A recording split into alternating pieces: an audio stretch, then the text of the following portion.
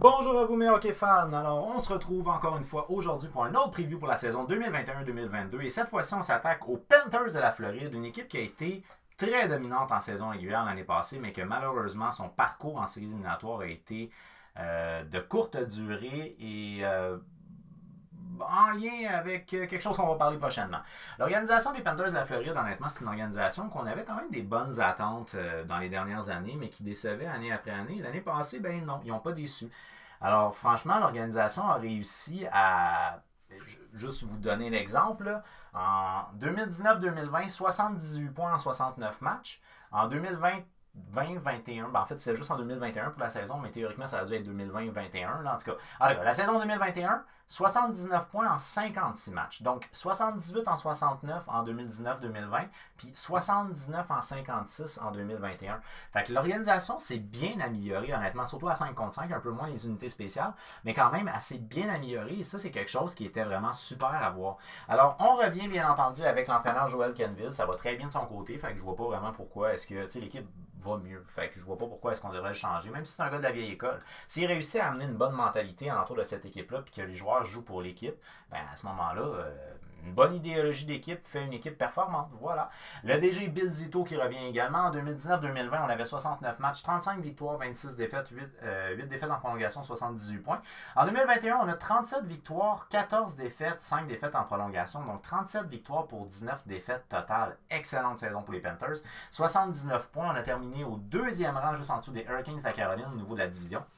Euh, donc, on a connu une bonne saison régulière. Et en saison régulière, on avait eu le dessus sur le Lightning de Tampa Bay. Les Panthers de la Floride rentrent en série avec un air d'aller vraiment exceptionnel pour cette organisation-là. Si je ne fais pas erreur, en termes de ratio points par match, je crois que c'était leur meilleure saison de leur histoire. En termes de ratio points par match, il me semble. Alors, bref. Donc, ils rentrent en séries éliminatoires, sont en confiance. Puis là, bang! Lightning de Tampa Bay en première ronde.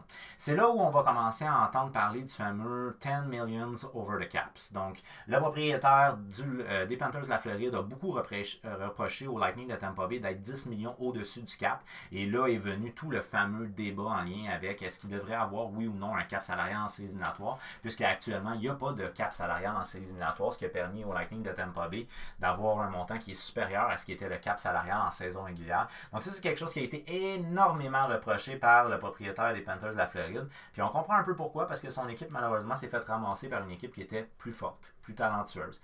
Par contre, en saison régulière, c'était une organisation qui a réussi à tenir tête à tout le monde, et entre autres, au Lightning de Tampa Bay. Une moyenne de buts marqués de 3,36, ça représente la quatrième meilleure attaque de la Ligue nationale. Une moyenne de buts encaissés de 2,70, c'est la neuvième meilleure défensive de toute la Ligue nationale. On est un petit peu plus ordinaire au niveau de l'avantage numérique à 20,5%. C'est un avantage numérique qui est correct sans plus. À 79,8%, le désavantage numérique, encore là, c'est un désavantage numérique qui est correct mais sans plus. C'est pas vraiment un bon désavantage ou un bon avantage numérique. Et pourtant, on avait un spécialiste de l'avantage numérique en Keith Yandel, mais malheureusement, Keith Yandel, ça faisait 2 années qu'il ralentissait quand même beaucoup. Le point qui est un point très positif là-dedans, c'est le fait qu'on a quand même réussi à découvrir des joueurs cette année-là qui nous ont permis d'avoir une saison exceptionnelle. On pense entre autres à Sam Bennett qui est arrivé en cours de saison des Flames de Calgary. Ça ne marchait pas du tout à Calgary pour lui. Quand il est arrivé avec les Panthers de la Floride, 15 points en 10 matchs dans son cas. Ensuite de ça, on peut parler de Carter Verhaeghe.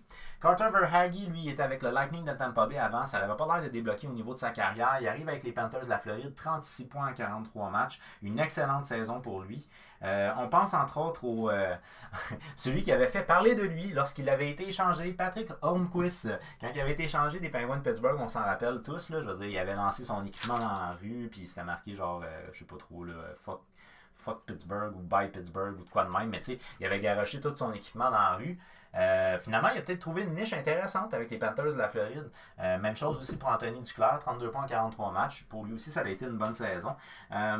On a eu également un Chris Drager qui n'est pas là en ce moment, mais qui avait connu une excellente saison dans son cas à lui. On parle de 23 matchs, 2.07, 927 d'efficacité pour Chris Drager. Malheureusement, Chris Drager aujourd'hui est avec le Kraken de Seattle, il ne sera pas de retour. Mais on n'est pas en reste parce que franchement, on a eu l'arrivée du fameux Spencer Knight. On va en parler plus loin, là, mais ça, c'est une arrivée qui était attendue en Floride. Puis il y a de l'air de vendre, il y a l'air de rendre la marchandise.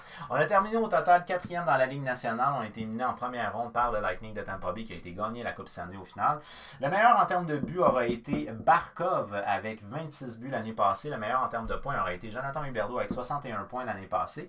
Le meilleur défenseur à caractère offensif aura été Weegar avec 54 matchs, 36 points plus 29. Dans son cas, à lui, il y a eu des grandes responsabilités en l'absence de Aaron Ekblad parce qu'Aaron Ekblad est clairement le major, si vous voulez, de la défensive des Panthers de la Floride. Sauf qu'il a été blessé. Puis ça, c'est assez fréquent pour Aaron Ekblad, malheureusement, de ne pas finir ses saisons. 35 matchs, 22 points. Il avait une bonne saison, sauf que quand il a été blessé, on a demandé à Weegar de jouer des rôles peut-être un petit peu plus poussés au niveau de la production offensive et au niveau du jeu défensif. Et bref, il a très bien rendu la marchandise. Il est âgé de quoi? 27 ans, je pense, mi-vingtaine. Fait que c'est un gars qu'on a posé beaucoup de confiance en lui, puis il a rendu la marchandise. Fait que franchement, ça a été une bonne saison pour Weegar en l'absence de Aaron Ekblad. Des jeunes qui vont être à suivre cette année, moi j'en ai rentré 2 dans mon line-up. Je pense qu'il y en a un qui est presque assuré d'être dans le line-up. À 97%, mettons. Mais il y en a un qui est peut-être un petit peu moins sûr d'avoir dans le line-up des Panthers dès cette année. Mais c'est des gars qui peuvent faire partie de l'organisation dès cette année. On pense bien entendu au gardien vedette Spencer Knight, un gardien de but de 20 ans. Dans son cas, à lui, c'est très rare dans la LNH que les top prospects, c'est les gardiens. Ça arrive, là, mais c'est quand même assez rare. Et les Panthers en ont un. Spencer Knight, âgé de 20 ans, dans la NCAA, 21 matchs, donc il jouait au niveau universitaire américain. 21 matchs, 2.18, 932. Excellente saison pour un gardien de but au niveau universitaire à 932 d'efficacité. Il était d'ailleurs en nomination pour le trophée Baker, c'est ça? Comment ça s'appelle? A.B. Baker. Il a été finaliste pour le trophée A.B. Baker qui est remis au meilleur joueur du circuit universitaire américain. Finalement, c'est Cole Caulfield qui l'a gagné, ce trophée-là. Mais c'est quand même un gardien de but qui a été finaliste pour ce trophée-là. Très bon. Puis là, lorsqu'il arrive dans la Ligue nationale, il y a un total de 4 matchs, 2.32, 919 d'efficacité. Ça part pas mal. Eh bien, tabarouette. On le fait jouer même en séries éliminatoires. Il a joué un total de 2 matchs. Son premier match a été littéralement magique. Ça a été plus difficile pour son deuxième match. Si je ne fais pas erreur, je pense qu'il y a genre 930 d'efficacité ou 936 d'efficacité en séries éliminatoires. Mais le premier match compte pour beaucoup. Ça a été plus difficile à son deuxième match. Alors, reste qu'il a réussi son entrée en LNH, ce gars-là. Il pourrait peut-être même challenger le poste de starter à Bobrovsky. Ça serait pas mauvais à sa première année complète, ça, comme gardien. Alors, Spencer Knight, théoriquement, devrait être dans l'organisation, dans l'alignement partant des Panthers de la Floride pour le premier match de la saison régulière. On va regarder aussi Grigory Denisenko. Lui, c'est un ailier gauche de 21 ans. Il a joué un peu en Floride, après ça, KHL, Floride, KHL. Il s'est promené un petit peu comme ça. L'année passée, il a joué, entre autres, un petit peu dans la Ligue américaine. En 15 matchs, il a 5 buts, 4 passes pour 9 points. Il a quand même bien fait. C'est un gars qui a déjà joué contre des hommes, ce qui fait que l'adaptation au niveau LNH devrait peut-être être un petit peu moins difficile, vu qu'il a quand même pas mal d'expérience au niveau de la KHL. Mais dans son cas, à lui, au niveau KHL, c'est 12 points en 38 matchs. C'était pas étincelant non plus. C'est un gars qu'on pense qu'il peut être prêt pour la LNH. Par contre, est-ce qu'on va avoir l'espace pour pouvoir le faire rentrer dans la LNH du côté des Panthers? C'est peut-être ça la question. Moi, il ne fait pas partie de mon line-up. Je le mettais encore Ligue américaine l'année prochaine. Voilà. Et par la suite, on a le joueur de centre Anton Lundell, 19 ans. Lui, il jouait dans la Ligue A, donc la Ligue d'élite en Finlande. 26 matchs, 16 buts, 9 passes, 25 points. C'est un buteur. C'est un gars qui est capable de compter des buts, même à un haut niveau, au niveau hockey. Alors, c'est un gars qui pourrait être intéressant d'intégrer dès cette année au niveau de l'alignement des Panthers de la Floride. On pense du côté des Panthers qu'il est prêt niveau LNH. Là, on va voir avec le training camp. Tout dépendamment comment ça va se passer dans le training camp, mais ça se pourrait qu'il commence la saison en Floride directement et non dans la Ligue américaine. Alors ça ici, c'est un alignement que moi je vous propose. C'est pas un alignement qui est un alignement assuré avec les Panthers de la Floride. Mais c'est un alignement qui, je pense, peut avoir du sens selon la lecture que moi j'en fais. Alors, on y va avec... on va commencer ici avec Verhaeghe. Verhaeghe, là, il a été utilisé beaucoup avec Barkov. Donc, c'est la raison pour laquelle je me suis dit probablement qu'on va répéter ça. Puis, à ce moment-là, Bennett, qui est arrivé plus en fin de saison, est quand même un joueur qui peut être à caractère offensif. Donc, comme je vous dis, je pense qu'il avait comme 15 points en 10 matchs, je me rappelle bien, avec les Panthers. Donc, de le faire jouer avec le meilleur joueur à caractère offensif, en Jonathan Huberdeau, c'est intéressant d'avoir Bennett avec. Et là, à ce moment-là, Verhaeghe, lui, il peut jouer avec Barkov. Puis, il n'y a quand même pas des mauvais partenaires de ligne, on va se le dire. Verhaeghe que je fais jouer, donc 36 points, 43 matchs l'année passée, que je fais jouer avec Barkov, 58 points, dis-je bien, en 50 matchs. Dans son cas, à lui, c'est un joueur de centre qui est un joueur complet dans les deux sens de la patinoire. Il est capable de produire offensivement et il est capable de bien jouer défensivement. On aime ça le faire jouer de temps en temps avec Jonathan Huberdeau aussi. Que je fais jouer avec le nouveau venu Sam Reinhart, 40 points, 54 matchs l'année passée. Sam Reinhart est un joueur que moi j'affectionnais beaucoup avec les Sabres de Buffalo. Je suis content qu'il soit sorti de là, on va se le dire. Et je pense que c'est le genre de joueur que Joel Kenville va aimer. Parce que c'est un joueur qui est responsable dans les deux sens de la patinoire, puis il fait ce qu'on lui demande. C'est un gars qui est capable de jouer autant au centre qu'à l'aile, mais qu'on a plus fait jouer à l'aile à Buffalo. Donc j'imagine que là, il doit être plus confortable à l'aile avec les années. Mais c'est un gars qui a déjà joué au centre aussi. Et c'est un gars qui est capable de jouer dans les deux sens de la patinoire. C'est la raison pour laquelle je trouvais ça intéressant de le faire jouer avec Barkov. C'est parce que je me dis, je pense qu'ils peuvent bien se compléter. En tout cas, ils peuvent au minimum bien se comprendre. Et je suis persuadé que c'est le genre de joueur que Joel Kenville va adorer. J'en suis convaincu. Il y a des joueurs comme ça qu'on apprécie peut-être un petit peu moins parce que Reinhart est capable de produire offensivement. C'est pas juste un joueur complet, c'est un joueur qui est capable de produire offensivement. Puis on les apprécie peut-être un petit peu moins à cause du lieu où il jouait. Donc il y avait peut-être moins, exemple, bon, quand on pense à Buffalo, on pense à J.K. Cole. Mais il y a d'autres choses aussi à Buffalo. Et Sam Reinhart, c'est un joueur très important des Sabres de Buffalo qui a quitté. Alors bref, c'est un gars qui, d'après moi, devrait trouver sa niche assez facilement avec les Panthers de la Floride. Puis je pense qu'il va avoir une belle carrière avec les Panthers. S'ils sont capables de le garder au niveau financier, là, bien évidemment. En termes de deuxième ligne, j'y vais avec Jonathan Huberdeau. 61 points, 55 matchs pour lui. Deuxième année d'affilée qui finit comme meilleur pointeur de son équipe. Franchement, bravo pour notre Québécois parce qu'il performe au niveau offensif, en tout cas. Par la suite, au niveau du centre, j'y vais avec Sam Bennett. 27 points, 48 matchs. Dans son cas, à lui, ça ne marchait plus pas en tout à Calgary. Il se ramassait sur le troisième, quatrième trio. Fait il s'est promené un peu partout au niveau de Calgary. Fait qu'on s'est dit, on lui donne une meilleure chance ailleurs. Puis cette chance-là, il a l'air de l'avoir saisie, en tout cas pour le bout de temps qu'il a été l'année passée avec les Panthers. Fait que là, on espère qu'il va répéter cette magie-là. Peut-être pas à la hauteur de plus qu'un point par match, là, mais s'il est capable d'avoir une bonne saison offensive à jouer avec Huberdeau, je pense que c'est un bon mix. Et j'ai mis avec Anthony Duclair. Anthony Duclair, c'est 32 points, 43 matchs, parce que c'est trois gars qui sont à caractère offensif. Fait qu'il n'y a pas vraiment de gars là-dedans que moi j'établis comme étant très responsable défensivement, mais c'est trois gars qui sont capables de provoquer des choses offensivement. Fait que je pense que ça donne une ligne qui peut être intéressante comme deuxième ligne. Par la suite, j'ai été avec Vatrano.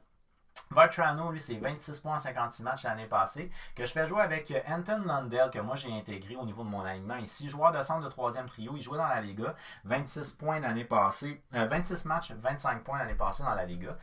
C'est un gars que moi je trouvais intéressant de faire jouer Lundell à cause de son jeune âge, de faire jouer avec un joueur, un ailier d'expérience comme Patrick Holmquist. Alors c'est la raison pour laquelle je l'ai mis sur le troisième trio, je voulais le faire jouer avec Holmquist. C'est un peu la même chose avec Tippett que je fais jouer avec Thornton. Donc, je veux le faire jouer avec un gars qui a beaucoup d'expérience dans la NH puis qui a connu la victoire. Alors, Holmquist sur mon troisième trio, 32 points en 44 matchs l'année passée avec les Panthers. Pour lui, il a connu une bonne saison malgré le fait qu'on dirait qu'il voulait vraiment pas aller en Floride. Tu sais quoi? Il a peut-être trouvé sa deuxième maison. Tant mieux pour lui! Par la suite, au niveau du troisième trio, j'y vais avec Marchman, 10 points en 33 matchs, un gars de profondeur. Joe Thornton, qui a été signé, 20 points en 44 matchs. Big Joe est là, surtout pour son leadership et sa grosse présence physique. Puis je trouve que son leadership peut être intéressant pour un prospect qu'on aime beaucoup en Floride, mais qu'on espérait qu'il se développe encore plus. En Owen Tippett, 18 points en 45 matchs l'année passée. Alors, je trouve ça intéressant de faire jouer les deux jeunes, Lundell avec Holmquist puis Tippett avec Thornton, parce que je trouve que ça donne des beaux exemples pour les jeunes. Par la suite, au niveau du scratch, j'y vais avec Noah Cherry et avec Mamin. Mamin, c'est un joueur qui nous arrive de la KHL, mais il appartient aux Panthers depuis plusieurs années. C'est un gars qui, je pense qu'il avait fait comme 13 points, si je ne me trompe pas. Là. Alors, mais c'est pas un gars qui a tout cassé dans la KHL, fait que je suis comme pas certain qu'il va être tout de suite dans le line-up.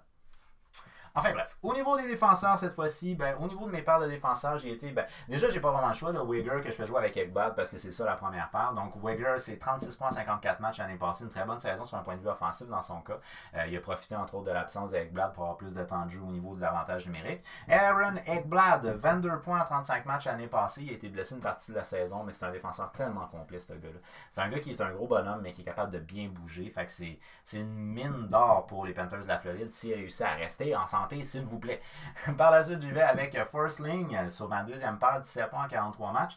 J'ai hésité longtemps dans ce cas-là avec Montour parce que Montour a peut-être plus de temps d'utilisation en moyenne par match, mais de pas grand-chose, de peut-être une minute genre, que Forsling. Mais Forsling a un ratio point par match plus élevé. Fait que j'ai opté pour Forsling sur ma deuxième paire que je fais jouer avec Gouda. 11 points en 54 matchs l'année passée. Gouda, c'est un défenseur défensif et physique. En gros, c'est ça, il faut en comprendre. Et par la suite, ma troisième paire, j'y vais avec Montour, 18 points en 50 matchs l'année passée. Lui, il nous arrivait de Buffalo. L'année passée, il a joué avec les Panthers, là, mais il nous arrivait de Buffalo. Puis je pense que ça lui a fait du bien de changer d'air à lui aussi. Puis peut-être qu'il va être chum avec Sam Reinhart, why not? Et comme dernière pairing, ben en fait, sur ma troisième paire, j'y vais avec Nutivaara, 10 points en 30 matchs l'année passée. C'est un gars qui n'est pas assuré d'être dans le line-up, dans son cas à lui. Mais je pense quand même qu'avec mes autres, j'ai Kevin Connaughton et Noah Wilson comme scratch. Je pense quand même que Nutivaara, je dis bien, je pense qu'il est plus LNH que Connaughton et Wilson. Fait que je cote Connaughton et Wilson. Au niveau de mes gardiens de but, ben, on a Sergei Bobrovsky. L'année passée, ça a été une saison décevante. 31 matchs, 2,91, 906. Dans son cas à lui, pour le salaire qu'on le paye, il apporte peut-être pas ce qu'on voudrait. Mais tu sais quoi, c'est un gardien de but d'expérience. Puis cette année, moi, du côté des Panthers, j'aimerais qu'on y aille avec un tandem. Qu'on donne autant de responsabilités au jeune Knight qu'on donne de responsabilités à Bobrovsky. Je veux pas que Knight soit identifié comme le partant tout de suite cette année. J'aimerais ça y donner un peu de temps. Tant mieux s'il se sent à l'aise et qu'il devient rapidement le partant, mais j'aimerais ça y donner un peu de temps. Alors Bobrovsky va être là, puis en tant que bon vétéran, je m'attends à ce qu'il soit capable d'encadrer un petit peu Spencer Knight. Et sinon, on a Spencer Knight, qui lui est vraiment un des gros espoirs de l'organisation des Panthers de la Floride, et il a bien réussi son entrée l'année passée en espérant, on se croise les doigts qu'il va continuer cette année. Mais l'année passée, en 4 matchs LNH, il a 4 matchs 2.32, 919. Mais ça, c'était après avoir eu 21 matchs 2.18, 932 en NCAA, à être finaliste pour le trophée du meilleur joueur du circuit universitaire américain. Puis là, après ça, il rentre en séries éliminatoires, puis ma foi, il vole le match à son premier match. Fait que, bref, très intéressant lui, pour l'avenir, Spencer Knight. Panthers de la Floride, là, Spencer Knight, très intéressant. Alors, c'est une organisation, moi, qui... Il n'y a pas eu de changement majeur au niveau de cette organisation-là. Le leadership de Joe Thornton va être intéressant. Sam Reinhart est une très, très belle addition, par contre. Comme je vous dis, là, je suis sûr qu'il va tomber dans l'œil de Joel Kenville très rapidement, dans son cas, Sam Reinhart. C'est une très, très belle acquisition, mais sinon, pas de méga changements. C'est sûr qu'il y a des gars qui ont quitté, entre autres, Yandel qui n'est plus là. Chris Drager aussi qui est parti, c'est vrai. Mais... l'organisation ressemble à peu près à ce qu'elle était l'année passée et c'est une organisation qui avait bien été à 5 contre 5. Il faut travailler peut-être un peu au niveau de nos unités spéciales, mais c'est pas catastrophique en unité spéciale. C'est juste qu'on est mi-peloton à peu près au niveau LNH, alors qu'au niveau de l'attaque et de la défensive à 5 contre 5, on est relativement bon. Fait que bref, c'est une organisation qui, d'après moi, devrait faire partie des séries encore une fois cette année parce que c'est une belle organisation. Puis c'est une belle organisation qui, l'année passée, nous a montré de très belles choses. Il y a des gars qui sont pas tellement vieux dans cette équipe-là. Fait qu'il y a des gars qui peuvent vouloir se prouver. Quand je vois un gars comme exemple, Owen Tippett, là, qui est très jeune, il a 22 ans, je ne me trompe pas, c'est un gars qui, s'il est capable d'être performant, il peut monter sans aucun problème. Fait qu'il y a des gars hyper intéressants dans cette équipe-là. D'après moi, les Panthers de la Floride vont faire les séries encore une fois cette année. La division Atlantique ne sera pas facile. Mais le Lightning, c'est toute une puissance hockey. Alors, c'était ça pour ce qui est de mon preview des Panthers de la Floride pour la saison 2021-2022. Faites-moi savoir votre opinion sur les Panthers de la Floride au travers des commentaires. Si vous avez aimé la vidéo, n'oubliez pas, il fait un petit j'aime. Si vous l'avez vraiment aimé, bien entendu, on peut la partager pour qu'on ait un maximum de hockey fans qui jasent de hockey avec nous. Abonnez-vous, activez la petite cloche parce qu'il y a d'autres previews qui s'en viennent très prochainement pour la saison 2021-2022. Sur ça, je vous dis un très gros merci d'avoir pris le temps de regarder ou d'écouter ma vidéo, puis on se revoit très prochainement. Merci, ciao!